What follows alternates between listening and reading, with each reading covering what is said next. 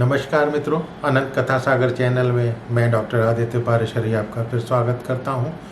महाभारत कथा की श्रृंखलाएं चल रही हैं और उद्योग पर्व की अगली कथा को लेकर आपके सामने फिर प्रस्तुत है। और ये कथा विदुर नीति को लेकर चल रही है। विदुर जी जो है धृतराष्ट्र को समझाने बुझाने की कोशिश कर रहे हैं कि वो धर्म के रास्ते पर ही चलें। तो वो समझाने के लिए धृतराष्ट्र को एक उदाहरण देते हैं, एक कहानी सुनाते हैं। वो कहानी थी कि केशनी के लिए सुधन्वा के साथ विरोचन का विवाद क्यों हुआ। कौन थी केशनी, कौन था सुधन्वा और कौन था विरोचन। चलिए ये कथा जो विदुर जी ने धृतराष्ट्र को सुनाई सुनते हैं।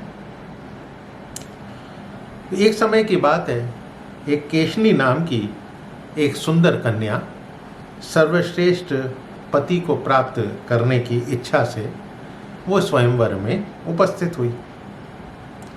तो वहाँ पे दैत्यराज विरोचन उसे प्राप्त करने की इच्छा से आया। तब केशनी ने विरोचन से पूछा कि ब्राह्मण श्रेष्ठ होते हैं या दैत्य। तो यदि ब्राह्मण श्रेष्ठ होते हैं तो सुधन्वा ब्राह्मण ही मेरी शैया पर क्यों ना बैठे, अर्थात मैं सुधन्वा से ही विवाह क्यों ना करूं।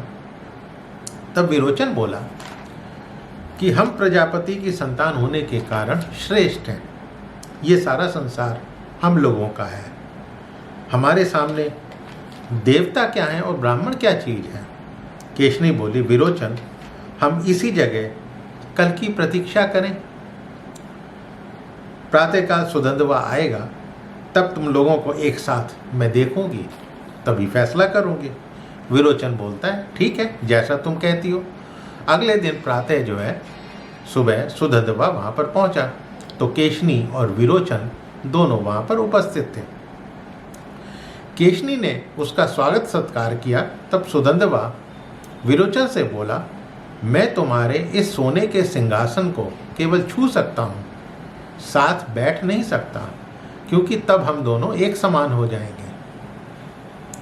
विरोचन बोला, तुम सही कहते हो, तुम्हारे लिए पीढ़ा चटाई या कुश का आसन उचित है। तुम हमारे बराबर बैठने के योग्य ही नहीं हो।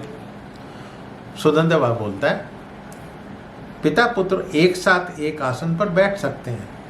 दो ब्राह्मण, दो क्षत्रिय, दो बूढ़े, दो वैश्य, दो शूद्र भी एक साथ बैठ सकते हैं, किंतु दूसरे दो व्यक्ति परस्पर एक साथ नहीं बैठ सकते।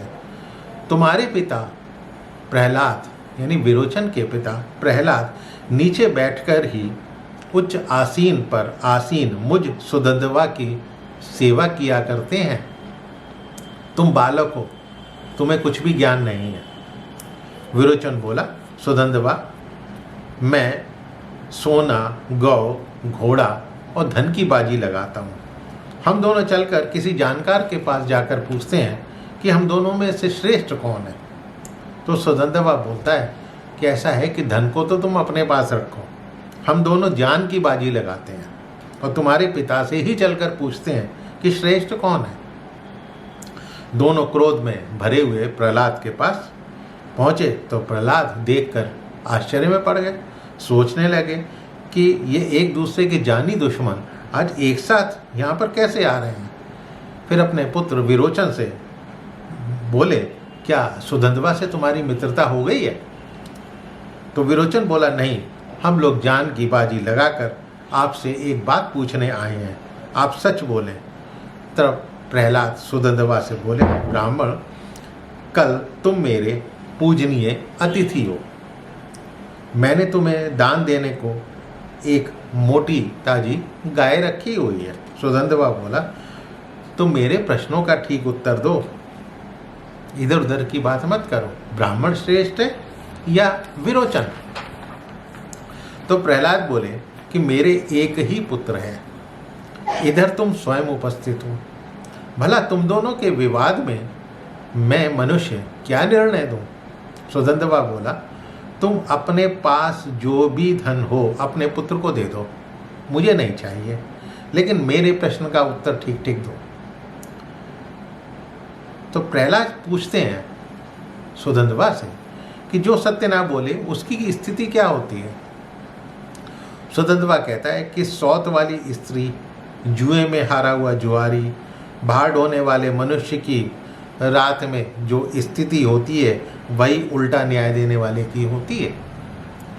जो झूठा निर्णय देता है वो राजा नगर में कैद होकर भूख का कष्ट उठाता है, बहुत से शत्रुओं को देखता है, झूठ बोलने पर 1000 पीढ़ियों तक वो नरक भोगता है। तब प्रहलाद बोले, विरोचन, सुधन्ववा के पिता अंगिरा वो मुझसे श्रेष्ठ है, सुधन्ववा तुमसे श्रेष्ठ है, इसकी माता तुम्हारी माता से श्रेष्ठ है, अतः आज तुम सुधन्ववा के द्वारा जीते गए। अब सुधन्ववा तुम्हारे प्राणों का स्वामी है। सुधन्ववा से अब बोलते हैं कि सुधन्ववा यदि दे दो तो मैं विरोचन के प्राणों को वापस पाना चाहता हूँ। शर्त के अनुसार जो है विरोचन की जान तो अब सुधन्ववा के हाथों में थी, इसलिए प्रहलाद ने सुधन्ववा से पूछा कि मैं तुमसे अपने पुत्र की जान चाहता हूँ। सुधन्ववा बोला कि तुमने धर्म को स्वीकार कर स्वार्थवश झूठ नहीं कहा है, तुम्हारे दुर्लभ पुत्र को मैं तुम्हें दे रहा हूँ, लेकिन एक शर्त है, ये केशनी के निकट चलकर मेरे पांव धोए। अब ये कहानी सुनाकर विदुर जी कहते हैं कि महाराज, आप भी बेटे के स्वार्थ में झूठ बोलकर विनाश के मुख में ना जाएं। दोष छिपाने से छिपता नहीं है। आप दुर्योधन, शकुनी और वो उधर मूर्ख दुशासन तथा कर्ण पर राज्य का भार रख के आप उन्नति कैसे चाहते हैं? किसकी उन्नति चाहते हैं, अपनी या राज्य की?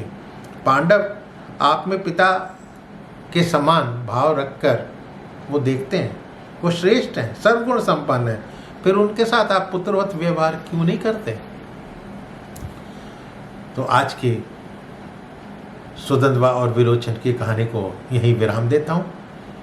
आगे विदुर जी क्या क्या चीज़ें बताते हैं वो अगले एपिसोड में देखिएगा। तो हाँ, मेरे चैनल को आप सब्सक्राइब करना मत भूलिएगा और अपने इष्ट मित्रों से शेयर अवश्य करिएगा। मिलता हूँ अगले एपिसोड में महाभारत की कथा को आगे बढ़ाते हुए। तब तक के लिए नमस्कार।